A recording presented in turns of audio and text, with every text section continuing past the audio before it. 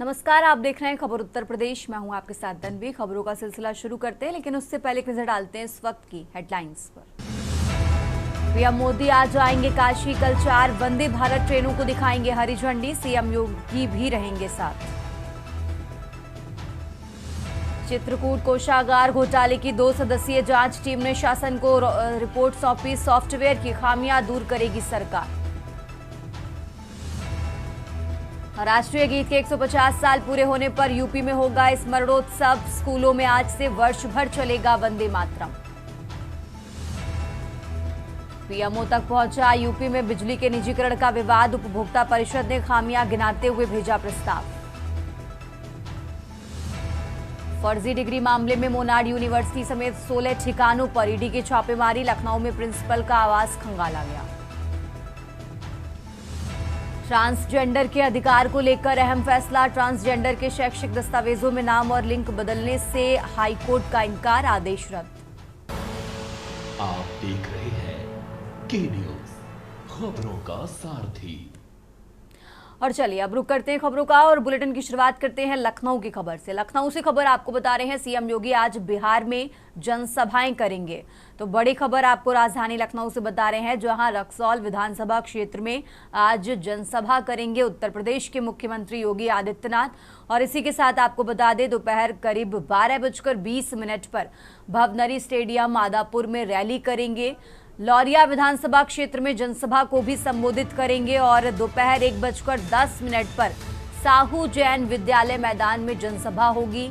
ढाका विधानसभा क्षेत्र में जनसभा को संबोधित करेंगे उत्तर प्रदेश के मुख्यमंत्री योगी आदित्यनाथ। और इसी के साथ दोपहर 2:10 पर हाई स्कूल खेल मैदान भेलवा में भी जनसभा को संबोधित करेंगे। तो लखनऊ से खबर आपको बता रहे हैं, आज बिहार में अलग अलग जगहों पर जनसभाओं को संबोधित करेंगे उत्तर प्रदेश के मुख्यमंत्री योगी आदित्यनाथ। रक्सौल विधानसभा क्षेत्र में जनसभा करने वाले हैं सीएम योगी। दोपहर 12:20 पर भवनरी स्टेडियम आदापुर में रैली करेंगे। तो लौरिया विधानसभा क्षेत्र में जनसभा को संबोधित करेंगे सीएम योगी आदित्यनाथ। लखनऊ से यह अहम जानकारी आपको बता रहे हैं, आज बिहार के दौरे पर हैं उत्तर प्रदेश के मुख्यमंत्री। बिहार में अलग अलग जगहों पर जनसभाओं को संबोधित करेंगे। एनडीए प्रत्याशियों के पक्ष में वोट की अपील करेंगे CM Yogi Adityanath.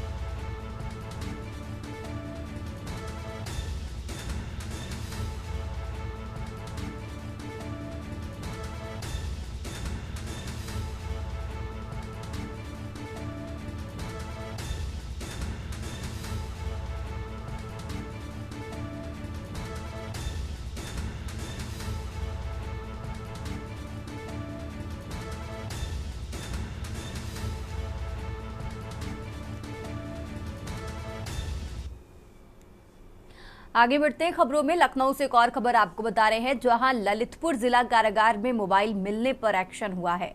DIG jail Kanpur की जांच में दोषी पाए जाने पर एक्शन लिया गया। Jailer Jeevan Singh, deputy jailer Prince बाबू सस्पेंड कर दिए गए हैं। तो लखनऊ से ये बड़ी खबर आपको बता रहे हैं, जहां जेल वार्डर आकाश कुशवाहा को भी सस्पेंड किया गया है। डीजी जेल के निर्देश पर जेल अफसरों पर यह बड़ी कार्रवाई सामने आई है। तो विचाराधीन बंदी ज्ञानेंद्र ढाका के पास मोबाइल मिला था और इसी मामले को लेकर ये निलंबन की कार्रवाई की गई है। तो लखनऊ से यह अहम जानकारी आपको बता रहे हैं, जहां विचाराधीन बंदी ज्ञानेंद्र ढाका के पास मोबाइल मिला था और इसी मामले को लेकर डीजी जेल के निर्देश पर जेल अफसरों पर कार्रवाई की गई है। आपको बता दें, जेल वार्डर आकाश कुशवाहा को सस्पेंड किया गया है और इसी के साथ jailer Jeevan Singh, deputy jailer Prince बाबू को भी निलंबित कर दिया गया है। तो लखनऊ से यह अहम जानकारी, जहां ललितपुर जिला कारागार में मोबाइल मिलने पर एक्शन लिया गया। डीआईजी जेल कानपुर की जांच में दोषी पाए जाने पर यह बड़ी कार्रवाई की गई है। Jailer Jeevan Singh, deputy jailer Prince बाबू सस्पेंड कर दिए गए हैं और इसी के साथ आपको बता दें, जेल वार्डर आकाश कुशवाहा को भी सस्पेंड किया गया है। तो jailer Jeevan Singh, deputy jailer Prince बाबू को निलंबित किया गया। जेल वार्डर आकाश कुशवाहा को भी सस्पेंड किया गया है। डीजी जेल के निर्देश पर जेल अफसरों पर यह बड़ी कार्रवाई की गई है। तो आपको बता दें, विचाराधीन बंदी ज्ञानेंद्र ढाका के पास मोबाइल मिला था और इसी पर ये कार्रवाई सामने आई है।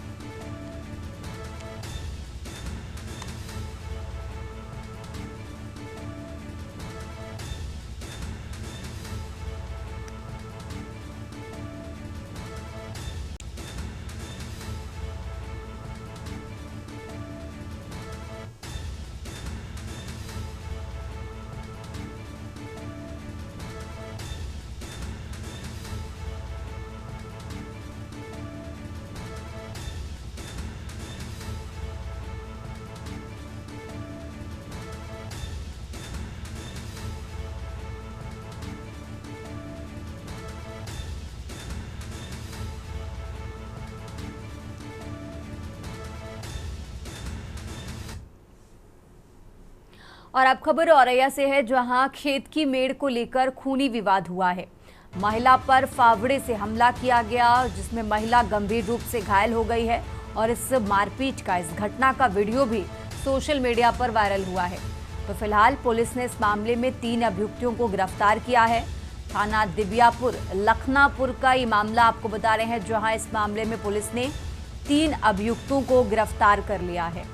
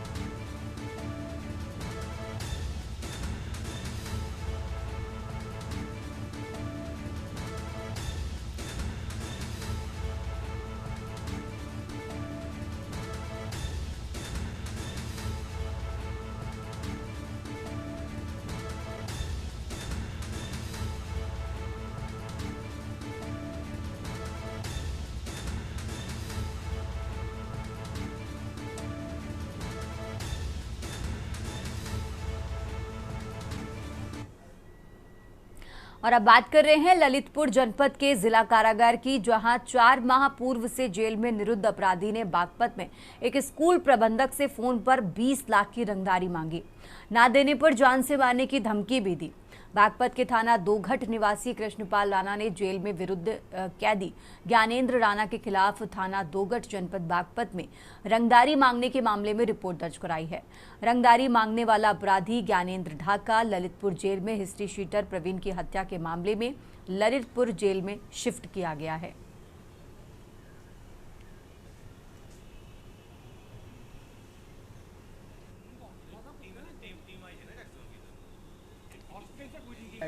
देखिए अभी हम लोग इसमें जांच कर रहे हैं। आपस में जो है कुछ लड़े हैं, 2-3 लोग आपस में लड़े भी हैं। तो जो भी चीज़ें हैं वो ऑलरेडी जो है अभी इसमें तहरीर जो है वो ले करके उसके आधार पे मुकदमा जो है सर आपकी जांच में क्या पाया की जा रही है। क्या सर कुछ मिला है सर, अंदर कुछ मिला है? अभी यहाँ पे जो जेल प्रशासन है, जेल प्रशासन के द्वारा एक तहरीर जो है दी गई है, जिसमें एक मोबाइल फ़ोन जिस पे जो बताया गया है कि इस मोबाइल फ़ोन का इस्तेमाल जो है वो फ़ोन करने में किया गया था, वो फ़ोन जो है बरामद हुआ है। और उसके आगे बढ़ते हैं खबरों में। उत्तर प्रदेश में हाथरस सासनी कोतवाली क्षेत्र के आगरा अलीगढ़ नेशनल हाईवे पर भीषण सड़क हादसा हो गया है। बताया जा रहा है कि रोडवेज बस और दूध से भरे टैंकर की आमने सामने की भीषण भिड़ंत हो गई। भयानक हादसे में 3 लोगों की मौके पर ही मौत हो गई है और करीब 15 लोग गंभीर रूप से घायल बताए जा रहे हैं। हादसे रोडवेज बस में सवार यात्रियों को काफी चोटें आई हैं, वहीं ट्रक और बस दोनों क्षतिग्रस्त हो गए हैं। हादसे की सूचना मिलते ही पुलिस मौके पर पहुंची और घायलों को इलाज के लिए अस्पताल में भर्ती कराया गया है। वहीं दूसरी ओर मृतकों के शवों को कब्जे में लेकर पोस्टमार्टम के लिए भेज दिया गया है।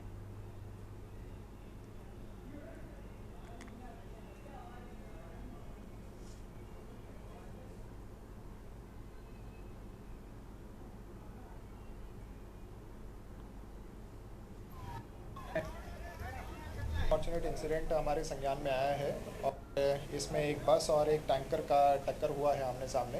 ये बस जो है वो एक बाइक वाले को बचाने के लिए, जो अभी प्रत्यक्षदर्शियों द्वारा बताया गया है, वो ये है कि बाइक को साइड में बचाने के लिए इन दोनों का आपस में टक्कर हो गया। जितने भी वहाँ घायल लोग थे उन सभी को यहाँ पे लाया गया है। 12 की संख्या थी घायलों की और अभी जो हमें कन्फर्मेशन फाइनल नहीं हुए बट 3 मृतकों की संख्या बताई गई है। आप देख सकते हैं कि हम और पूरी पुलिस टीम और पूरा जितना टीम है सीएमओ का वो सभी यहाँ पे मौजूद हैं। घायलों को जो समुचित उपचार है वो प्रोवाइड किया जा रहा है। और अब खबर बांदा से है, जहां बांदा से साइबर ठगी का एक बड़ा मामला सामने आया है। जहां साइबर क्राइम पुलिस द्वारा रिटायर्ड अध्यापक को डिजिटल फ्रॉड के माध्यम से 36 लाख रुपए लूटने से बचाए गए हैं। गौरतलब है कि एक्सिस बैंक शाखा बांदा के प्रबंधक द्वारा साइबर थाना बांदा को सूचना दी गई कि एक रिटायर्ड शिक्षक के साथ साइबर ठगी की गंभीर घटना घटित हुई है। सूचना पर तत्काल कार्रवाई करते हुए साइबर पुलिस ने शिक्षक के खिलाफ करीब 36 लाख रुपए लूटने से बचा लिया है।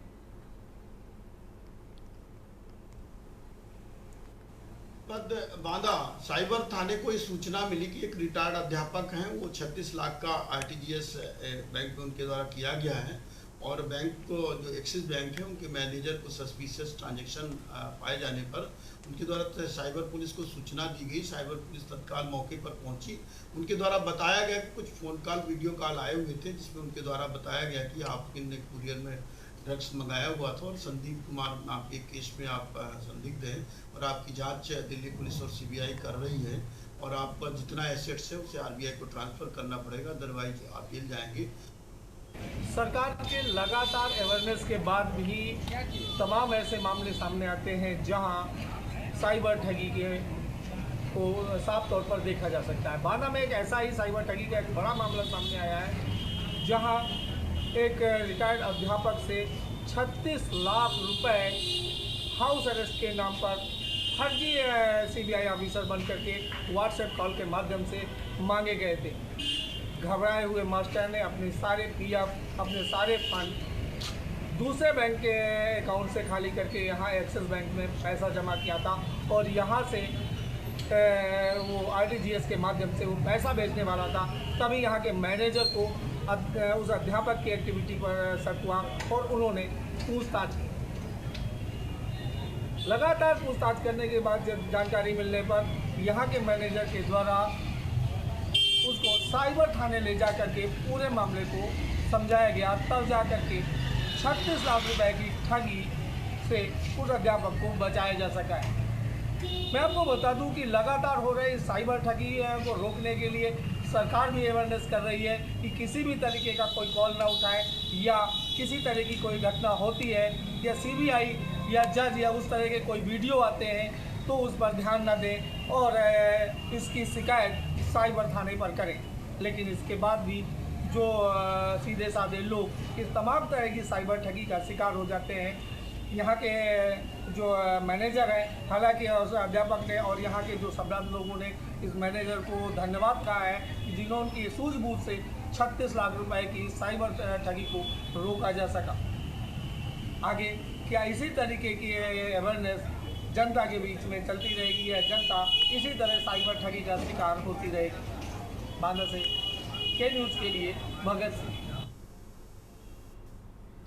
और अब खबर बांदा से है, जहां कालिंजर दुर्ग में कार्तिक पूर्णिमा मेले के दौरान चट्टान गिरने से चपेट में आकर मासूम सहित उसकी मां और एक अन्य व्यक्ति घायल हो गए हैं। मेला पहुंचे सभी लोग इधर उधर घूम रहे थे। इसी बीच अचानक एक चट्टान गिर पड़ी और चट्टान की चपेट में आकर पन्ना निवासी मां बेटा सहित एक अन्य व्यक्ति गंभीर रूप से घायल हुए, जिन्हें इलाज के लिए CHT नरैनी पहुंचाया गया। डॉक्टर मां बेटी को प्राथमिक उपचार के बाद उनके घर भेज दिया गया, जबकि तीसरे घायल व्यक्ति को इलाज के लिए Rani Durgavati medical college Banda refer कर दिया गया है। कालिंजर में चट्टान गिरी थी जिसमें 3 पेशेंट आए थे, एम्बुलेंस के थ्रू आए थे और उनको यहाँ पे प्राथमिक उपचार दिया गया था, जिसमें एक थोड़ा गंभीर रूप से घायल था जिसको मेडिकल कॉलेज बांदा भेजा गया था। एक महिला अपने बच्चे के साथ आई थी जिसको यहाँ प्राथमिक उपचार देने के बाद वो स्वस्थ हो गई थी और उसको घर भेज दिया गया था।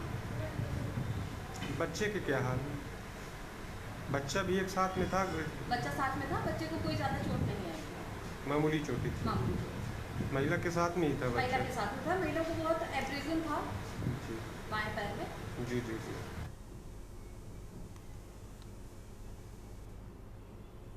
और अब खबर बलिया से है, जहां दरदर मुनि के नाम से आयोजित ऐतिहासिक ददरी मेला स्थल पहुंचकर प्रदेश के परिवहन मंत्री दयाशंकर सिंह ने वैदिक मंत्रोच्चारण के बीच भूमि पूजन किया। इस दौरान मंत्री ने ददरी मेले को जिले की पहचान बताते हुए कहा कि ये मेला जहां कारोबारियों के व्यापार के लिए अवसर उपलब्ध कराता है, वहीं सामाजिक सांस्कृतिक को भी बढ़ावा देता है। उन्होंने कहा कि मेलार्थी आज पहले दिन से ही ददरी मेले का स्वरूप निखारना शुरू कर रहे हैं, जो मेले के महत्व को साबित करता है। मौसमी प्रतिकूलता से मेले के शुभारंभ में हुए विलंब पर उन्होंने खेद जताया। देखिए, मेले का आज जो है पूजा करके विधिवत आज से जो है मेले का वो किया गया उद्घाटन। वैसे तो कार्तिक पूर्णिमा के दिन कल ही हो जाना चाहिए था, लेकिन बारिश और बाकी कुछ व्यवधान के कारण जो है कल नहीं हो पाया था। तो आज जो है आज का दिन जो है रखा है जिला प्रशासन ने। तो आज जो है इसका विधिवत पूजन अर्चना करने के बाद आज से मेला का प्रारंभ किया जाएगा। अभी भी जमीन दलदल होने की वजह से बारिश, देखिए बारिश होने के कारण थोड़ा सा लेट हुआ, तो उतना हम लोग मेला को आगे बढ़ा देंगे। और अब खबर लखनऊ से है, जहां कमिश्नरेट पुलिस ने बड़े साइबर ठग गिरोह द्वारा महज 8 माह में 20 करोड़ रुपए की ठगी का खुलासा किया है। गिरोह का मास्टरमाइंड चिन्हट इंडस बैंक का मैनेजर उत्तम विश्वास अपने 2 साथियों उमाकांत और राजीव विश्वास के साथ पुलिस की गिरफ्त में आ चुके हैं। पुलिस के मुताबिक गिरफ्तार आरोपियों ने यूपी ही नहीं, विशाखापट्टनम, गुरुग्राम, हैदराबाद और पश्चिम बंगाल सहित अन्य राज्यों में 40 से ज्यादा साइबर ठगी की शिकायतें दर्ज की। डीसीपी क्राइम कमलेश दीक्षित के नेतृत्व में साइबर क्राइम सेल और साइबर क्राइम टीम काफी समय से गिरोह को ट्रैक करते हुए साक्ष्य जुटा रही थी। डीसीपी क्राइम ने बताया कि गिरोह फर्जी कंपनियों के जरिए कई कॉर्पोरेट अकाउंट खोलकर ठगी की रकम हिल्ले कराते थे। खुलवाए गए फर्जी अकाउंट्स में गेमिंग, ऑनलाइन फ्रॉड की रकम ट्रांसफर की जाती थी और ठग गिरोह में शामिल आरोपी अपनी पत्नियों सहित अन्य परिजनों के नाम प्रॉपर्टी खरीदने के साथ ज्वेलरी की खरीदारी में ठगी की कमाई खपाते थे।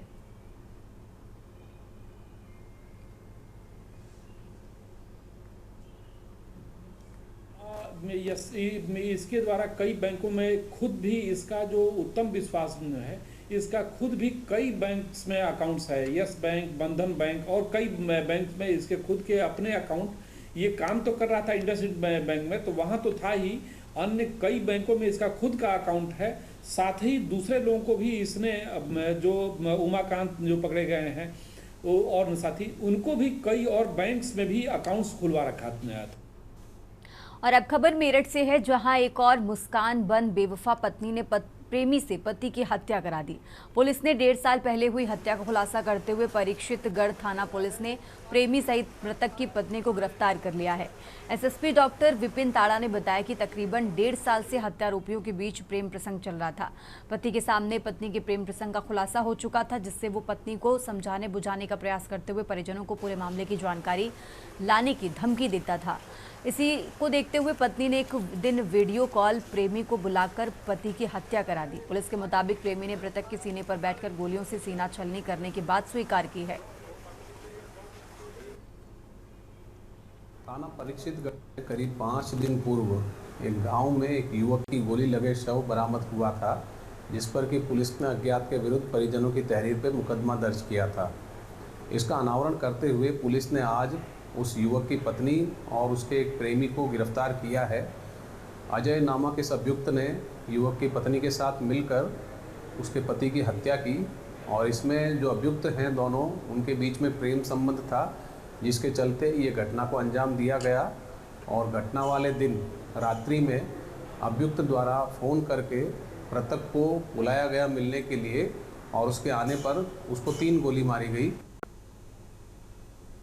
और अब खबर कानपुर से है, जहां एक बार फिर घटिया सड़क निर्माण का मामला सुर्खियों में है। शहर की महापौर डॉक्टर प्रमला पांडे खुद मौके पर पहुंची और सड़क की खराब क्वालिटी देखकर आग बबूला हो उठी। उन्होंने न सिर्फ सड़क की परत हथौड़े से खुद तोड़ी, बल्कि मौके पर ही पीडब्ल्यूडी अधिकारियों को फोन पर जमकर फटकार भी लगाई। बताया जा रहा है कि संगीत टॉकीज में चंद्रिका देवी चौराहे तक पैच वर्क का काम हाल ही में किया गया था, लेकिन सिर्फ एक दिन बाद ही सड़क उखड़ने लगी।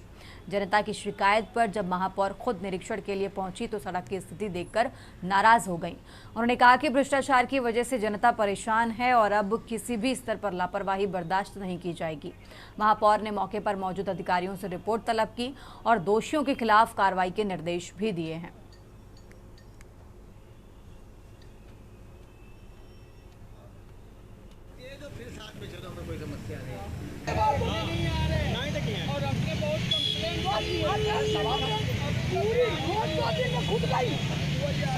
जिम्मेदारी बनती है,